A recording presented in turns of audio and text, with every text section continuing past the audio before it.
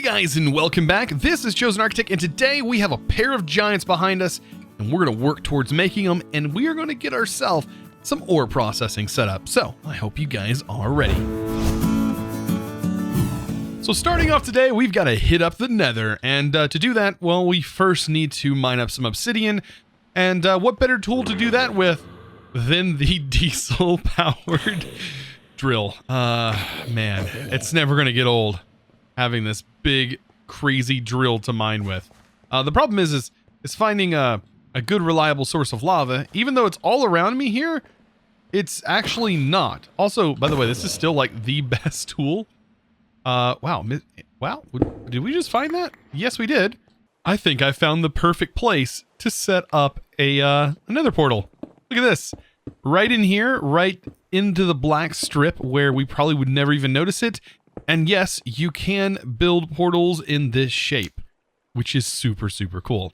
Now, I'm not fully ready to go just yet. As you can see, we do have our fire protection. I do have my helmet, but I would kind of like to clear out my inventory and just make sure we are fueled up and ready to go with our drill, and maybe have some cobblestone on us, because you never know if you're going to spawn in a place that is just absolutely awful. So you may be asking, Chosen, why are you going to the Nether in the first place just yet? And, well, I need quartz, and we need it to make rose quartz, so let's go ahead and dive on in. Please be a good spawn. And I think this world is oh, man. This could not be the... Oh, man, this is bad. This is bad. This is a bad spawn. I don't know if it could get any worse than this, honestly. I mean, I guess we could spawn under the lava lake. Oh no, this is bad. I've got to hurry before a gas spawns. We are literally in a gas paradise right now. Why do I keep getting so... Oh man. I've got to defend our portal, mainly because of the ghasts, but also our floor below us looks like it's only one layer deep. And which means we fall straight to a delta. Oh no. This is literally like the worst setup here. Oh man. I'm just trying to reinforce this as best I can. I don't have a bow or anything. I do hear a gas though. I mean, at least if our portal went out, I have a way of reigniting it. Well, this is only one level deep, which means like we are kind of in trouble if anything happens here. Okay. Like this, for example. I need to get out of here. Oh, man. Yeah, I'm not ready for that. Those are holes straight down. Oh, no. Okay. Can I get you? Nope, I'm definitely gonna fail at this. Oh, man. I think at this point we should probably abandon ship. Like, those holes, those are some big holes. Oh, no. Please despawn. Please, just despawn. Oh, there's ghosts.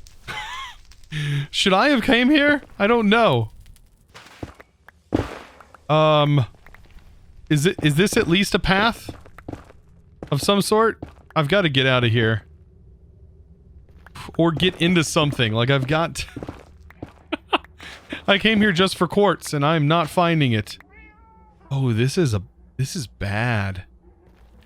This is not a good spawn at all. I'm almost to the point of breaking... well, I would have to break this portal, wouldn't I? Oh, and that's not going to be easily done. Hey, good news! I think I found a fortress. Even though this is what I'm actually after, this biome over here. I mean, I still have to go back to the base because I'm out of cobblestone, but hey, at least I found a fortress, right?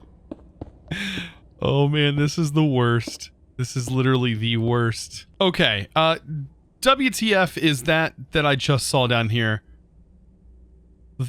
What is that? What is that? No, like straight up, nope. I don't want to go down there. What in the world?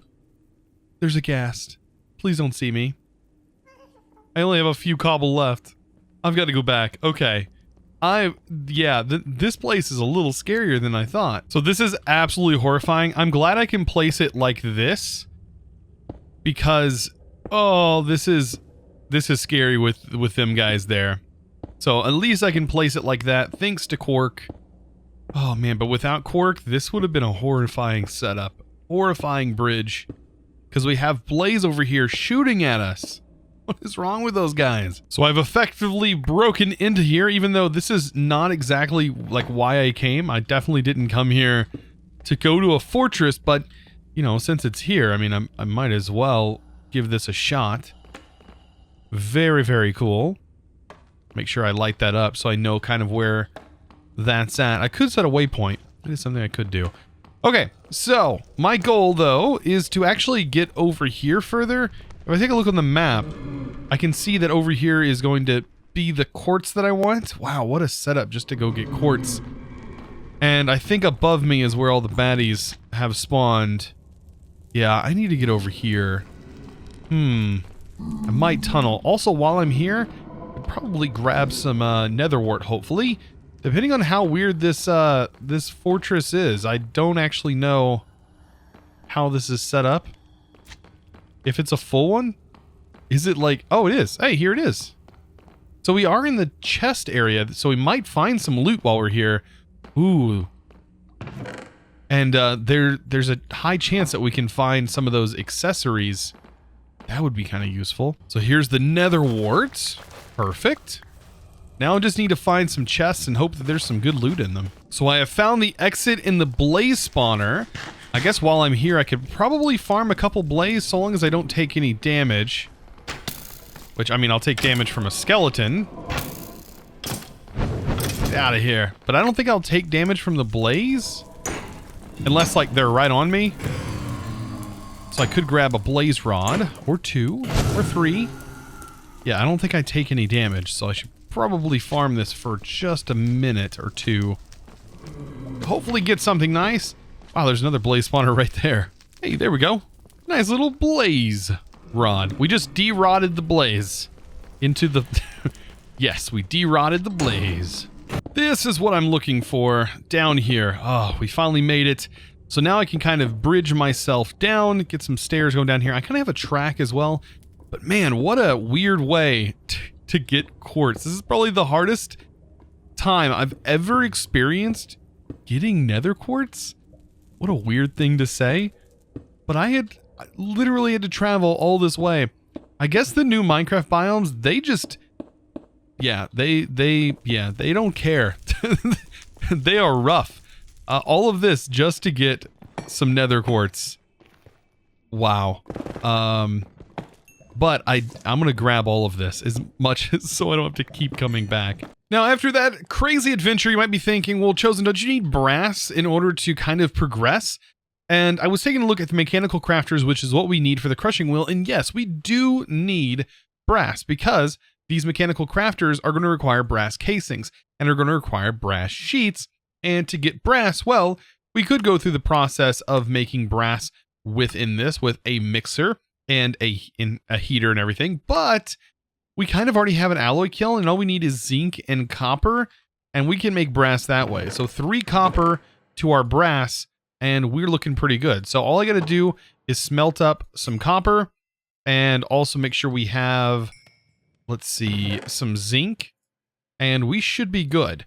Definitely on the brass. It may take a little bit to make it, but we should be able to get some over a short period of time, especially while I'm working on the room that it's about to go in. Now, remember that quartz that I needed? Well, here we go. We have to make this stuff into rose quartz using redstone, and it uses quite a bit of redstone. Now, honestly, I'm going to need enough to make a full set of these, which is only, I believe, let's see, we have 9, and it'd be 10, 11, 12, 13, 14, 15, 16, 17, 18, 19, 20, 21. We need 21 mechanical crafters in total to be able to do the largest craft, which is to be able to make the crushing wheel. And you can see this is how many we actually need, 21. So yeah, which means we should only need 7 electron tubes technically, and then enough casings right here, brass casings. So 14 brass in total is going to, well, no, actually, no, it'll be less than that. I think we're going to need 6 brass. So really, we don't need much at all. I think 6 brass should do it. And And then right here, so this is pretty much enough. Now, I need to make sandpaper. This is actually a pretty cool looking like thing to do. So we take paper and sand, which I should have paper. If not, I could easily make some. Let's just go. I have crafting tables literally everywhere for this very reason. This like clicks on a book right here. There's my paper. Sometimes it does that. It kind of glitches out. Okay, so we place the sandpaper in here, and I believe we hold the sandpaper in our offhand, and we hold this in our main hand, and we rub them together, and there we go. We get ourselves some polished quartz. And we need to continue to do this until we have enough, and that is going to lead to our crafters. Not bad at all. So with our beep boop advancement made, we can go ahead and grab all of our brass out of here. Actual alloys. Very nice. And then we're going to use this. And by the way, somebody was mentioning in the comments that it would be more efficient to use presses and things like that in order to make sheets, or to make these into plates. But that's not actually true, because to make a sheet, well, it's just as simple as literally throwing a hammer in here, and that's all you need to make this. This still gives you 1-to-1. It's still 1-to-1. At least what JEI is showing, unless JEI is wrong. So yeah, it's still worth doing it this way. So if you see, that's 1, 2, 3, 4, and 5, and 6. I think it was 6 or 5 that I needed. Anyways, that's all I'm going to need, and we are pretty much ready to go to make this mechanical crafter. Now, we still have to power the mechanical crafter, so I think the best way to power this mechanical crafter is probably going to be an encased fan. This still is the same setup that I use for everything else. It is still probably the most compact way to do this. You could use water wheels, but this is probably still going to be the most compact way to get things up and running for you. Now, just a pro tip, if you're going to be making a lot of the create stuff, put the create parts inside of an engineer's crafting table, and then while you're actually going to craft these parts, you can just move the items directly in there, or move all of the items directly in there, just like that, and you can now create as many as you want. So I know I'm going to need 7 crafting tables, and I can just pull these back out and set it back up. And it's kind of like a mini storage here, but you can store a lot of the items that you're going to need, like the brass casings, like this right here. We know we're going to need at least 21. So there we go. And there's our last one. That gives us 24. And we should have just about everything to make the cogwheels. There we go. We have 10. Looks like we're going to need definitely a little bit more than that. So all we got to do is this. And you can see we have 7 of everything. And that should give us the 21 that we need. And this craft is way easier. Just way easier to do the crafts in this engineer's crafting table from Immersive Engineering. So I went ahead and decided to finally make the wrench, which I should have made a while ago. But I want to go ahead and get this set up. So now that we have everything ready to go and rock and roll, we have all of our crafters. Well, we need to kind of build the crafting area. So I have these rooms that I built out. This room over here is actually going to be set up for our automated ore processing, which is going to work really cool. I'm going to show you how that's going to work. And it's actually really efficient. Like we have the chance of almost quadrupling our ore output, which is kind of insane once everything's done. And we don't even need to smelt anything. It'll just turn it directly into nuggets, and then we just have to craft the nuggets. But like, that's not even the issue. Let's go ahead and make this. Now, this is a pretty large machine, and I was thinking that this was actually going to fit in here, but I do need to place it like this to fit it in here. And I believe it will fit just fine if I do this.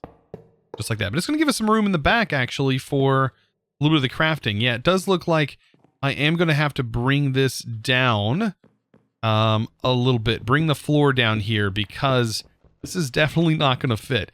With the roof being like this, yeah, there's no way this is fitting in here. So as you can see, it's pretty much set up, right? Well, we do have to turn everything, because at the moment, none of this kind of makes sense, right? I actually want this rotated, so that way all of these arrows point to a central location, and I want that to be down here. So I need all of these arrows to pretty much show that it is going to combine everything and bring it down to, like I said, that central sort of location. And that is down. This, of course, is going to go over. This needs to be completely turned.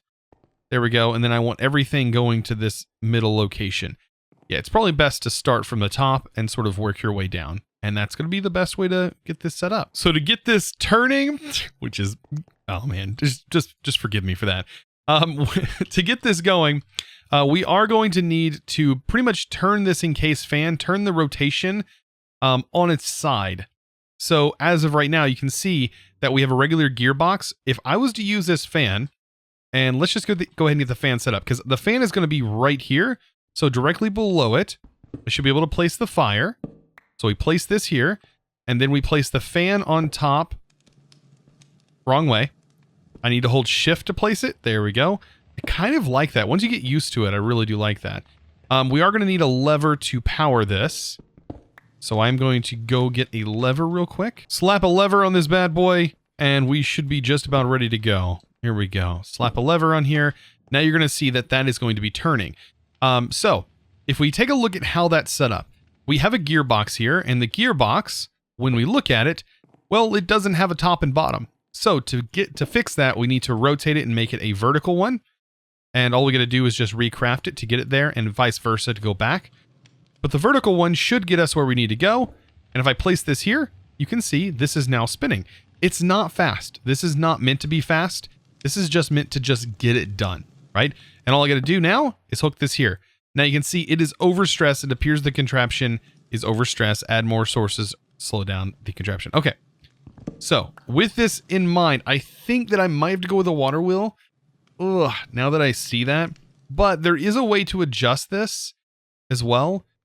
This is a super, super low power fan. And we may have to go with water wheels. I don't know if we can do this with fans. Well, if we're going to do it this way, might as well do it right. Might as well get it done. I have the water wheels here. And all we have to do is just get back here and get this water wheel placed in, which we should have room for. I'm going to do a double water wheel to get this up and working.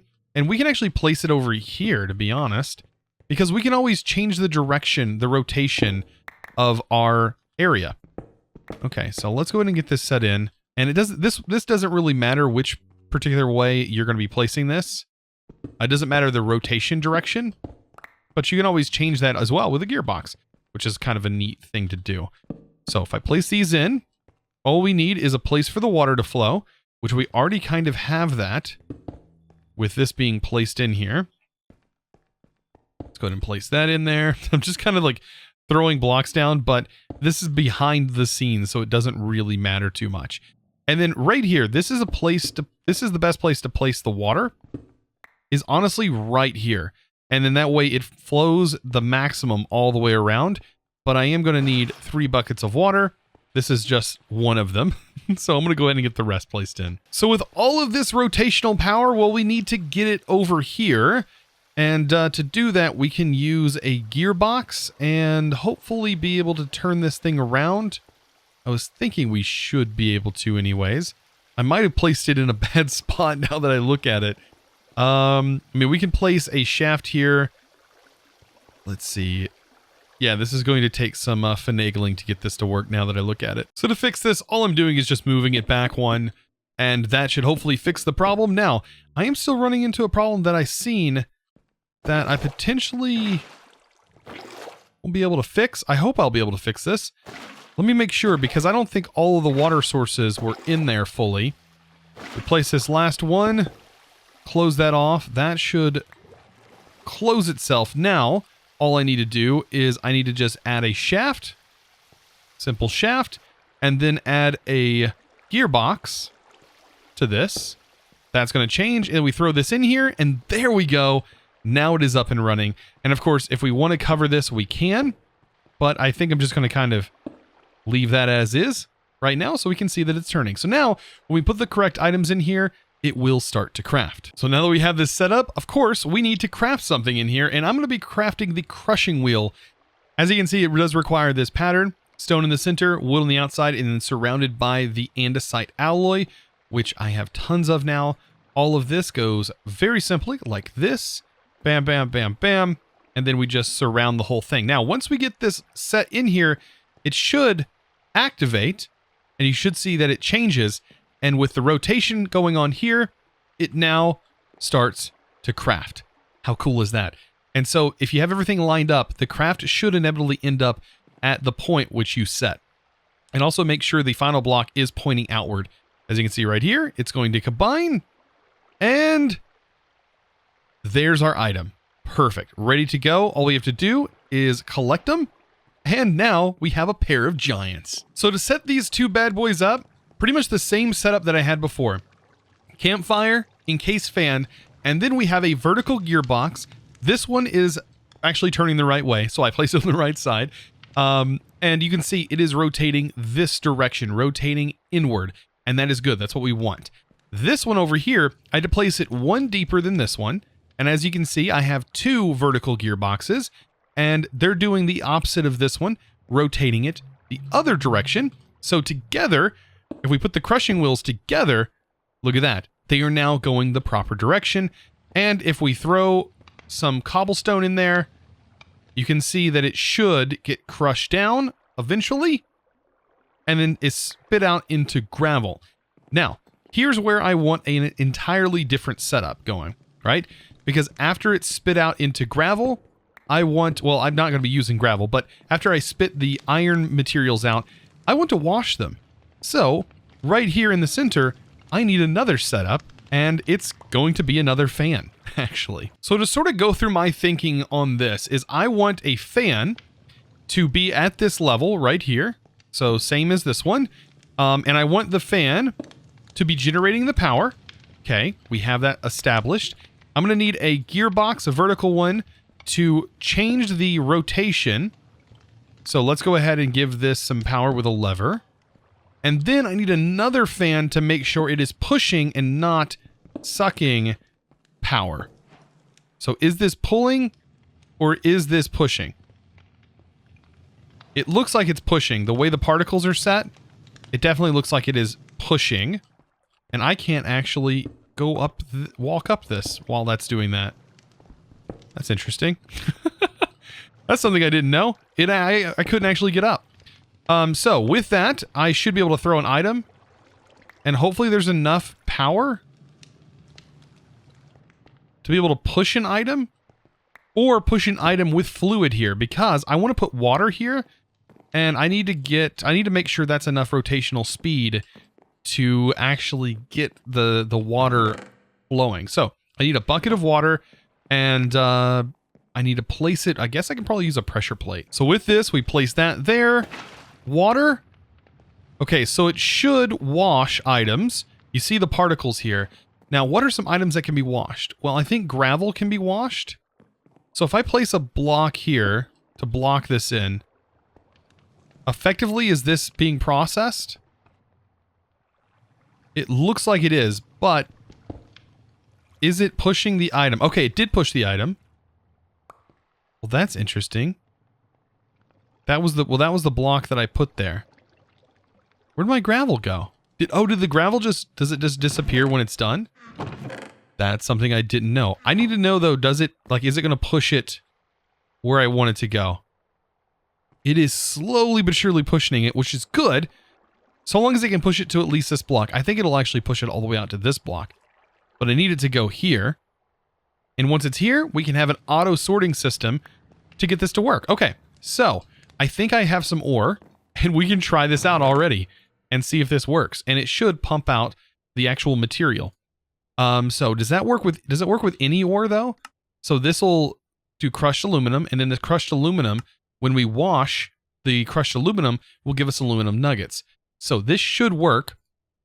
All we have to do is get a hopper. I think I have enough iron for a hopper. Of course I do. Look at that. Perfect. Make ourselves a single hopper real quick.